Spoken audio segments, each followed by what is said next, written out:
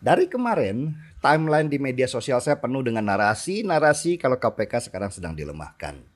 Narasi yang berulang seperti kaset rusak itu mulai dimunculkan ketika pemerintah melakukan revisi terhadap Undang-Undang KPK. Sehingga KPK akhirnya dipaksa punya Dewan Pengawas dan pegawainya juga wajib berubah menjadi ASN. Revisi Undang-Undang KPK itu memang manjur. Terbukti KPK sekarang bukan lagi lembaga istimewa dan super body, tapi sudah menjadi lembaga negara biasa yang langsung bertugas di bawah presiden. KPK juga terikat dengan aturan-aturan sehingga mereka tidak bisa main sadap dengan membabi buta dan mudah disusupi oleh kepentingan politik. Sejak dulu KPK merasa bahwa mereka adalah lembaga super, berada di atas negara, bahkan seperti membangun negara di dalam negara. Padahal KPK itu digaji oleh negara. Sejak dibentuk pertama kali, negara sudah mengeluarkan anggaran sampai 15 triliun rupiah untuk KPK. Sialnya, yang bisa dikembalikan KPK ke negara dari hasil menggerebek para koruptor itu hanya 3 triliun rupiah saja. Rugi bandar memang biaya KPK. Tapi gimana lagi, ini kan amanat yang harus diemban oleh negara. Dan sesudah KPK kembali ke negara berdasarkan amanat undang-undang, maka bersih-bersih pun dimulai di KPK.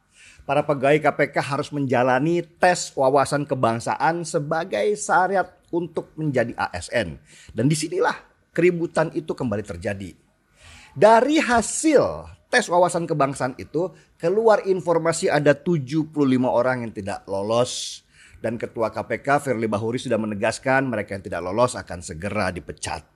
Tes kebangsaan ini penting karena KPK bergerak di ranah hukum dan mereka juga dibekali oleh alat penyadap. Bayangkan kalau KPK dikuasai oleh kelompok yang ingin menjadikan Indonesia ini negara khilafah.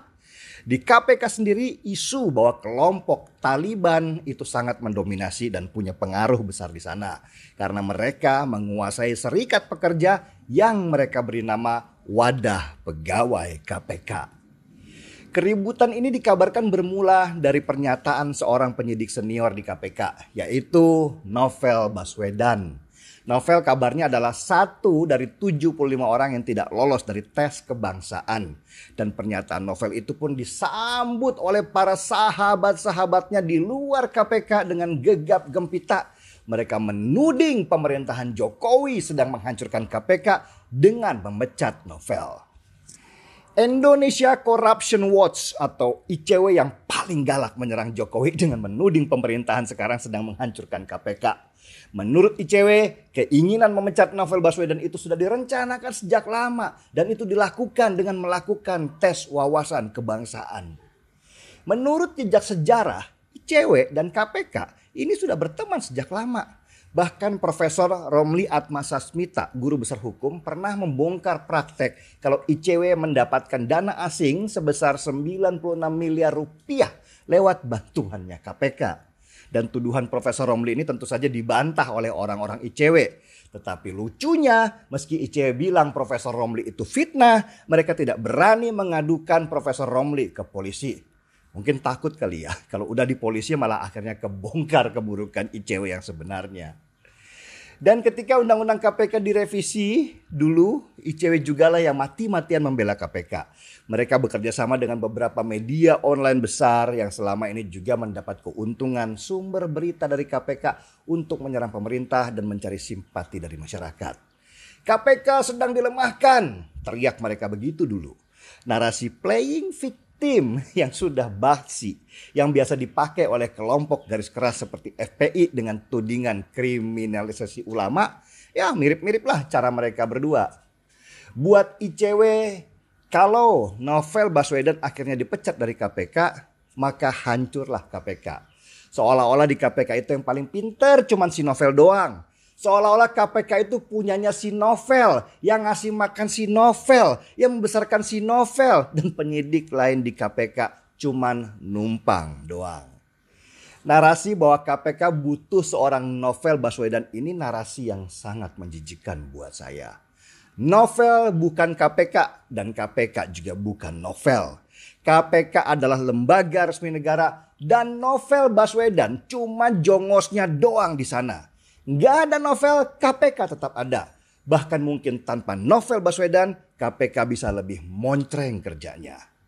Novel memang adalah jasanya untuk membongkar beberapa praktek korupsi di negeri ini. Tapi maaf ya, itu bukan cuma jasa Novel seorang, tapi teamwork yang bekerja. Lagian ngapain juga mempertahankan Novel yang tidak bisa memberi pendapatan tinggi ke negara. Lah negara sudah keluar 15 triliun rupiah ke KPK, dapatnya cuma 3 triliun rupiah saja. Rugi dong negara. Malulah sama kejaksaan yang kalau bongkar kasus nilainya bisa ratusan triliun rupiah. Lagian Novel Baswedan juga sudah bekerja di KPK selama 14 tahun lamanya dengan prestasi yang makin lama makin menurun. Tangkapannya semakin lama semakin kecil, tapi berita penangkapannya semakin lama yang semakin besar. Sudah waktunya memang pegawai-pegawai KPK lama dikeluarkan dari KPK. Ganti dengan orang-orang baru dan muda yang lebih fresh dan lebih mumpuni. Lucu memang si Novel ini. Teriak-teriak terus dia terzolimi di dalam KPK, tapi dia tetap bertahan di sana. Ngapain terus bertahan di KPK, Vel? Apa KPK itu kamu jadikan periuk nasimu? Kamu jadikan pelindung untuk saudaramu yang pejabat itu? Takut ya kalau nanti KPK sudah nggak kamu pegang, saudaramu itu nanti kejang-kejang. Pembersihan KPK dari orang-orang lama dan kelompok Taliban itu memang sudah harus dilakukan. Dan Firly Bahuri, ketua KPK baru sudah memulai dengan memajang foto presiden dan wakil presiden di ruangan konferensi pers di KPK. Sesuatu yang tidak pernah dilakukan selama ini oleh KPK. Pesan dari dipajangnya foto itu sudah jelas bahwa KPK sekarang sudah kembali ke pelukan negara. Markisa, mari kita seruput kopi nanti kalau sudah buka puasa. Jadi di Siregar, kita di acara Timeline.